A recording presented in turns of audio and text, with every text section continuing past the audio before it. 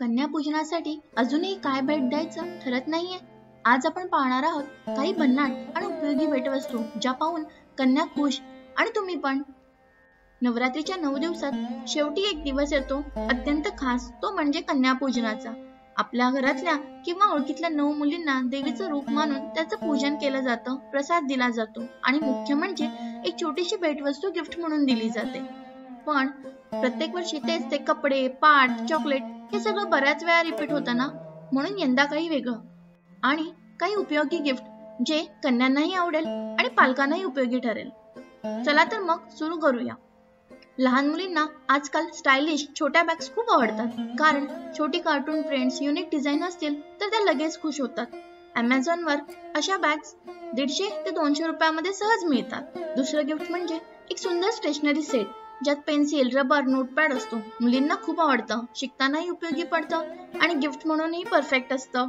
असे काही गिफ्ट्स ऑनलाईनही मिळतात. तिसरं गिफ्ट म्हणजे reusable water bottles with prints, म्हणजे स्कूल किंवा ट्युशनला वापरता येतील अशा सुंदर प्रिंटेड वॉटर बॉटल्स. एक सोपं गिफ्ट आणि दररोज उपयोगात येणारं. मुलींसाठी प्रिन्सेस डिझाईन किंवा युनिकॉर्न हे नेहमी हिट असतात, तर तुम्ही ऑनलाईन पण ऑर्डर करू शकता किंवा मार्केटमध्येही सहज उपलब्ध असतात. चौथं म्हणजे DIY आर्ट. मुलींना क्रिएटिव्हिटी ऍक्टिव्हिटी आवडत असेल तर DIY क्राफ्ट गिफ्ट करा. मग ते ब्रेसलेट बनवायचं काही सामान असेल किंवा पेपर क्राफ्टिंग, असं गिफ्ट कोणालाही दिलं तर त्याच्या कलेलाही चालना मिळते. 5वं गिफ्ट आहे छोटे कानातले, मण्यांच्या बांगड्या किंवा फॅन्सी हेअर क्लिप्स.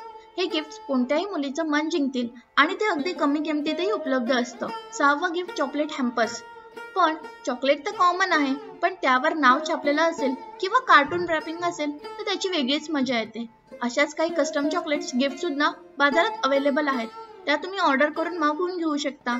या गिफ्ट शिवाय तुम्ही काही पर्सनल टच देऊन सुद्धा गिफ्ट बनवू शकता, जसं की एक छोटी बुकमार्क, फोल्डिंग कार्ड किंवा फोटो फ्रेम.